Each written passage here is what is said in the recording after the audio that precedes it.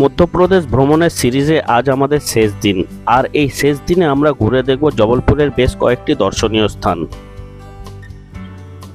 এই মধ্যপ্রদেশ ভ্রমণের সিরিজের ভিডিওগুলিতে আপনারা দেখেছেন আমরা 27শে ডিসেম্বর 2025-এ হাওড়া থেকে শিপ্রা এক্সপ্রেসে করে 28 তারিখ রাত 11:40-এ আমরা উজ্জয়িনী স্টেশনে এসে পৌঁছাই। তারপর আমরা 29 তারিখ থেকে একে একে উজ্জয়িনী, ইন্দোর, ওঙ্কারেশ্বর, মাহেশ্বর, মান্ডু, আবার ইন্দোর হয়ে এখন আমরা সকাল 6টায় এসে পৌঁছেছি জবলপুর স্টেশনে। গতকাল অর্থাৎ 2রা জানুয়ারি রাত 7:35-এ জবলপুর সুপারফাস্ট এক্সপ্রেসে করে আমরা ইন্দোর থেকে জবলপুর এসে পৌঁছালাম সকাল 6টায়। আজ জানুয়ারি মাসের 3 তারিখ, আমরা সকাল 9টা থেকে জবলপুর ভ্রমণ শুরু করব। আজ সারাদিন আমরা জবলপুরের বিভিন্ন দর্শনীয় স্থানগুলি ঘুরে দেখব। তারপর রাত 10:25-এ জবলপুর থেকে হাওড়া যাওয়ার গাড়ি শক্তিপুঞ্জ এক্সপ্রেস ধরে বাড়ি ফিরব। আজ সারাদিন জবলপুরের কোন কোন জায়গাগুলি ঘুরছি সেই সব ভিডিও এবং তথ্য থাকবে আমাদের এই ভিডিওতে, তাই সম্পূর্ণ ভিডিও দেখার অনুরোধ রইল। এখান থেকে আমরা সকাল 9টায় ভ্রমণ পর্ব শুরু করব। তার আগে আমাদের হাতে 3 ঘন্টা সময় আছে। বাইরে বেশ ঠান্ডা, তার জন্য আমরা জবলপুর স্টেশনে ওয়েটিং লাউঞ্জে থাকার সিদ্ধান্ত নিলাম। জবলপুরের 1 নম্বর প্ল্যাটফর্মের এই লাউঞ্জে প্রতি ঘন্টায় মাথাপিছু 10 টাকা হিসাবে আমরা 3 ঘন্টার জন্য লাউঞ্জে থাকব। এই লাউঞ্জে নানা রকম খাবার সামগ্রী পাওয়া যাচ্ছে।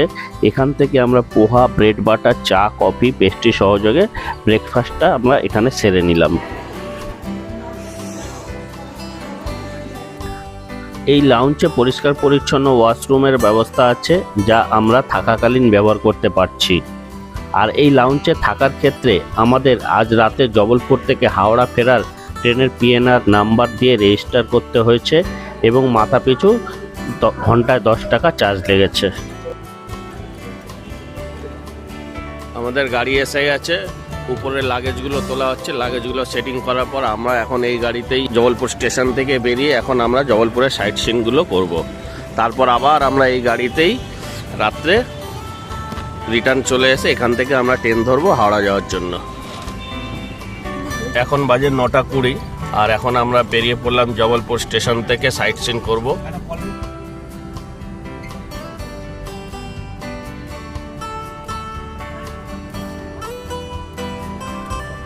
আজ জানুয়ারি মাসের 3 তারিখ, প্রচণ্ড ঠান্ডা রয়েছে আর এখন সময় হলো প্রায় 10টা। এখনো পর্যন্ত সূর্যের দেখা নেই। এই ঠান্ডায় আমাদের আজকের জবলপুর ভ্রমণের প্রথম দর্শনীয় স্থান হলো ব্যালেন্সিং রক।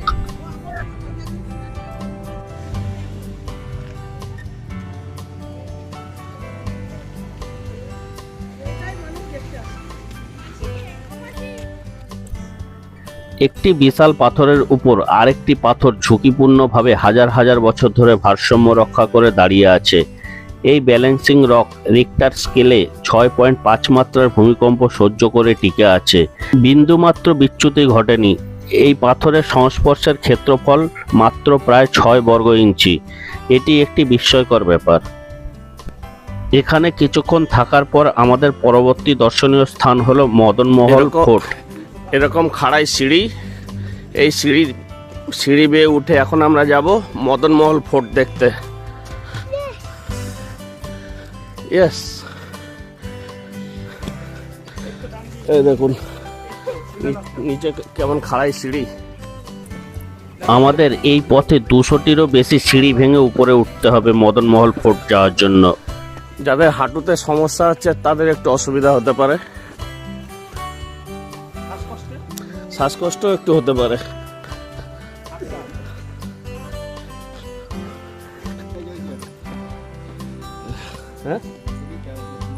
হ্যাঁ,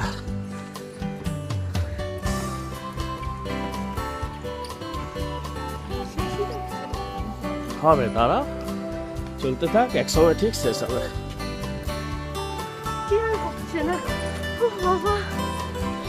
আর পাচ্ছি না, শেষ মনে হয়েছে, এখনো হয়নি, আরো কিছুটা যাওয়া লাগবে।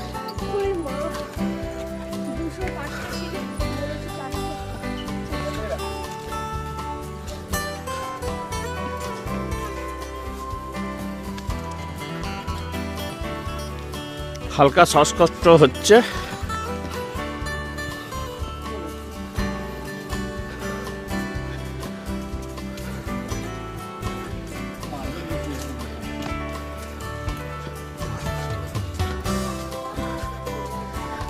একটু রেস্ট নিয়ে নিয়ে উঠলে তেমন অসুবিধা হবে না, সবাই আসতে পারবে। সঙ্গে একটা জলের বোতল আর কিছু শুকনো খাবার অবশ্যই রাখবেন। আমরা 9:45-এ সিঁড়ি ওঠা শুরু করেছিলাম, আর এখন সময় হলো 9:52, অর্থাৎ আমরা 7 মিনিটে 200টিরও বেশি সিঁড়ি উঠে এলাম।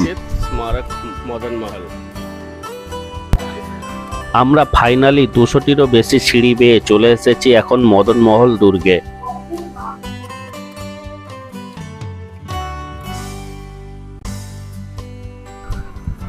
একাদশ শতাব্দীতে গোল্ড শাসক রাজা মদন সিং এই দুর্গটি নির্মাণ করেন পাহাড়ের চূড়াতে। বর্তমানে এই দুর্গটি মদনমহল ফোর্ট নামে পরিচিত। এই দুর্গটি পাহাড়ের চূড়ায় থাকার কারণে প্রায় 200টিরও বেশি সিঁড়ি বেয়ে উঠে আসার পরে এই দুর্গটি দেখা যায়। আর এই দুর্গটি দেখার টাইম হলো সকাল 7টা থেকে বিকেল 6টা পর্যন্ত। তখনকার সময়ে এই দুর্গটি একটি সামরিক পর্যবেক্ষণ কেন্দ্র হিসাবে ব্যবহার করা হতো। এই দুর্গের উপর থেকে সমগ্র জবলপুর শহরের বিস্তৃত দৃশ্য দেখা যায়। এখানে ভ্রমণের সেরা সময় হলো সেপ্টেম্বর থেকে মার্চ মাস পর্যন্ত। তবে বর্ষার সময় এখানে ঘোরার আদর্শ সময়, কারণ বর্ষায় এর আশেপাশে প্রকৃতির রূপ অন্যরকমই থাকে। আমরা এখন এই দুর্গের উপরে যাব, কিন্তু উপরে কোনো রকম মোবাইলে ফটো তোলা বা ভিডিও তোলা নিষেধ আছে। আমরা এই উপর থেকে দেখে নামলাম ওয়াচ টাওয়ার। এই মহলের উপর থেকে জবলপুর শহরের সুন্দর দৃশ্য দেখা যায়। আমরা মদন মহল ফোর্ট দেখার পর নিচে নামছি, আর এই নিচে নামার সময় আমরা দেখে নেব সিদ্ধ পঞ্চেশ্বর গুহা বা শিব মন্দির। এখানে চলে এসেছি আমরা একটা শিব মন্দিরে।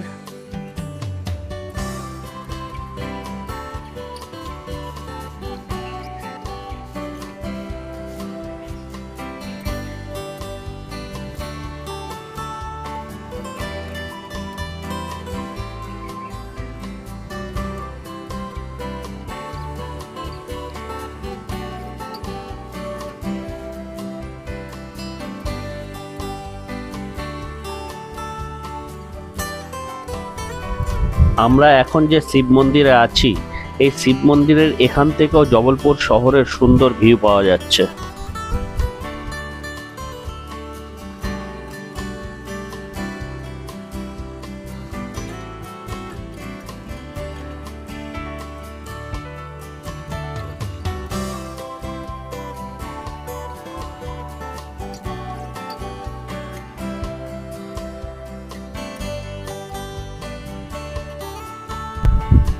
মদনমহল ফোর্ট দেখার পর এখন আমরা যাব ভেড়াঘাটে, যার দূরত্ব এখান থেকে 17 কিলোমিটার, আর এই 17 কিলোমিটার যেতে সময় লাগবে 30 মিনিট। ভেড়াঘাটে যাবার পর আমরা সেখানে দেখব ধোঁয়াধার ওয়াটারফলস।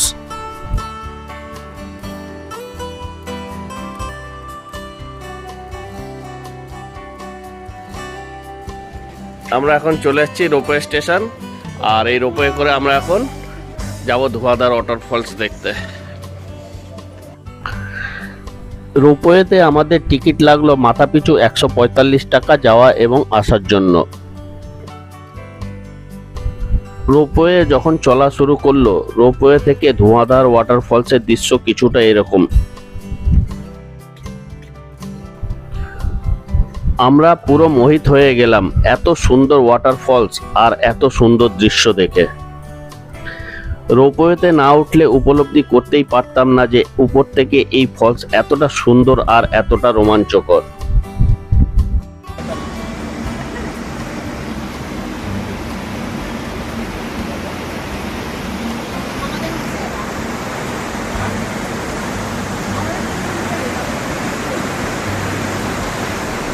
রোপওয়েতে না উঠলে এই ধোঁয়াধার ওয়াটারফলসের এত সুন্দর দৃশ্য দেখা সম্ভব হতো না, আবার ভিডিও ক্যামেরাও করা সম্ভব হতো না।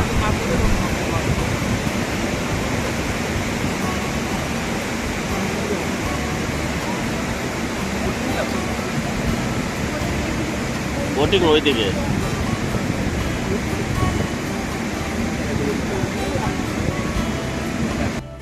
এটা উপর থেকে না দেখলে এত সুন্দর তো লাগতো দেখতে। নর্মদা নদীর এই রুদ্র রূপ, এই ওয়াটারফলস দেখতে দেখতে আমরা কিছুক্ষণের মধ্যেই এপারে চলে এলাম।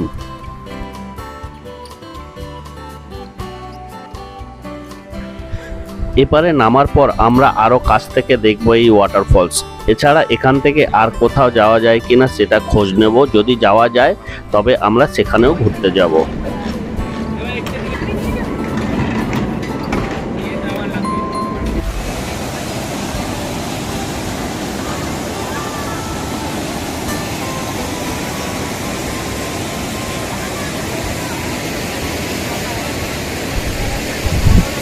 আমরা এখন চলে এসেছি ধোঁয়াধার ওয়াটারফলসের খুব কাছে। আর এই কাছে এসে বুঝলাম এই ওয়াটারফলসের নামকরণের সার্থকতা। এখানে নর্মদা নদীর বিশাল জলরাশি প্রবল বেগে নিচের দিকে আছড়ে পড়ছে, আর এই আছড়ে পড়ার সময় জলকণাগুলি বাতাসে মিশে ধোঁয়ার রূপ নিয়েছে, তার জন্য এই ফলসের নাম ধোঁয়াধার।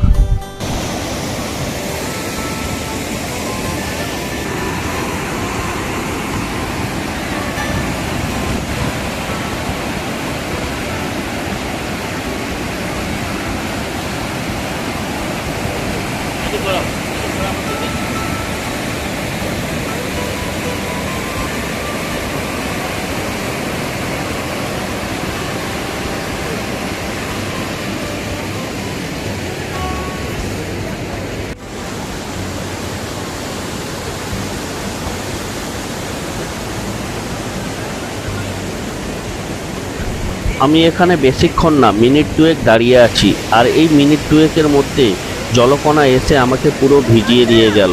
এ এক অপূর্ব অভিজ্ঞতা। জলের ঝাপটা এসে মুখ ভিজিয়ে দিচ্ছে, এত এত জল।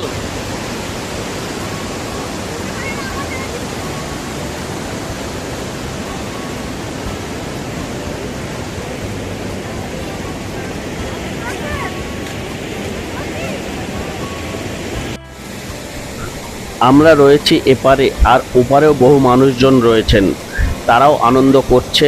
ওপারেও রয়েছে বেশ কয়েকটি ভিউ পয়েন্ট, যেখান থেকে আপনারা ওয়াটারফলস দেখতে পাবেন, আর সেই সঙ্গে রয়েছে বহু দোকানপাট।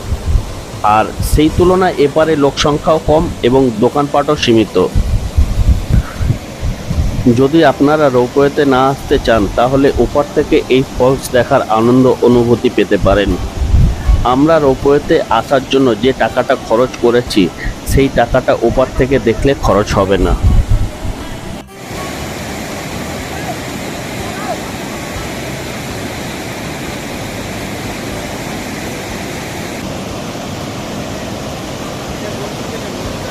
এখানে এই ধোঁয়াধার ওয়াটারফলস দেখতে দেখতে কিছু খাওয়া দাওয়া আপনারা করে নিতে পারেন। তার জন্য এখানে এইসব খাবারগুলো টুকটাক খাবার পেয়ে যাবেন, বিস্কুট, ম্যাগি, চা, জল, চিপস, এসব সব আপনারা পেয়ে যাবেন এখানে। এখান থেকে আপনারা চাইলে ছোটোখাটো একটা ব্রেকফাস্ট সেরে নিতে পারেন, যেটা আমরা এখন করব। আমরা অর্ডার দিয়েছি ম্যাগি।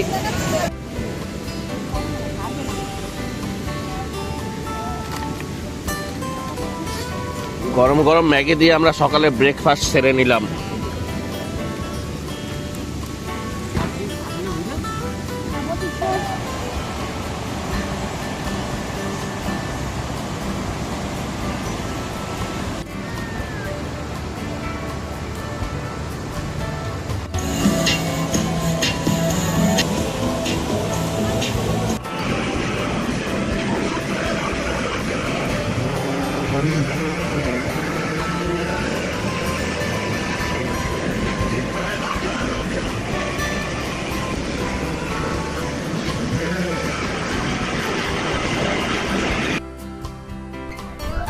এখন আমরা এই হুডখোলা জিপে চড়ে আনন্দ করতে করতে যাচ্ছি। নর্মদা নদীর গতিপথে প্রাকৃতিকভাবে তৈরি মার্বেল রকের নানান ডিজাইন, বিভিন্ন রঙের মার্বেল পাথর সহ গতিপথের বেশ কিছু অংশ, যেখানে বহু সিনেমার শুটিংয়ের দৃশ্য ক্যামেরাবন্দি হয়েছে।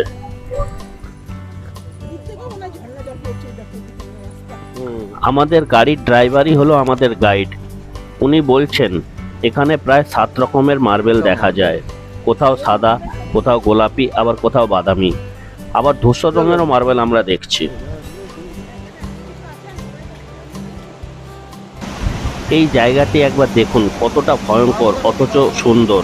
আর এই নর্মদার গতিপথে এখানকার মার্বেলের কালার হলো পিঙ্ক। এখান থেকে নর্মদা নদীর জলধারা ভীষণ স্রোত নিয়ে সামনের দিকে বয়ে চলেছে। আর এখান থেকে 1 কিলোমিটার দূরে রয়েছে ভেড়াঘাট নৌকা বিহার পয়েন্ট। এরপর আমরা সেখানে গিয়ে নৌকো বিহার করব। তার আগে দেখে নেব পাহাড়ের উঁচুতে থাকা 64 যোগিনী মন্দির। আর এইসব ভিডিও আসবে আমাদের চ্যানেলে এর পরের পর্বে।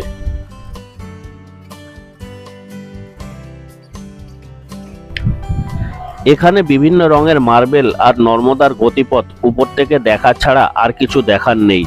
খুব অল্প সময়ে রোপওয়ে স্টেশন থেকে মাত্র 2 কিলোমিটার পথ নিয়ে এসে ড্রাইভাররা পয়েন্টগুলো একটু দেখিয়ে দেন, আর কোথায় কোন সিনেমার শুটিং হচ্ছে সেইগুলো একটু দেখান। আর এর জন্য গাড়ি প্রতি 500 টাকা চার্জ করেন। সে আপনারা 2 জন থাকুন বা 4 জন বা 6 জন, এদের ফিক্সড রেট হলো 500 টাকা। আমরা এই হুড খোলা জিপে কিছু ভিডিও, কিছু স্মৃতি নিয়ে যাওয়ার উদ্দেশ্যে এসেছি। আপনারা যদি মার্বেল রকে নৌকো বিহার করেন তাহলে এখানে না এলেও হবে। এখানে আসা মানে এক কথায় 500 টাকা জলে দেওয়া।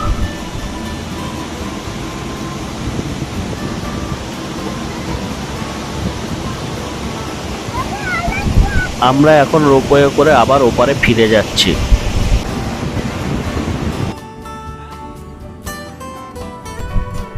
এপারে আসার পর এই ধরনের অনেক দোকান পেয়ে যাবেন, যেখানে আপনারা মার্বেল পাথরের তৈরি বহু ঘর সাজানোর সামগ্রী পেয়ে যাবেন। আর এখানে আপনারা প্রয়োজন অনুসারে আপনারা কেনাকাটাও করতে পারেন। আমাদের এই ভিডিও আপনাদের কেমন লাগলো অবশ্যই জানাবেন, আর ভালো লাগলে একটি লাইক করে দেবেন।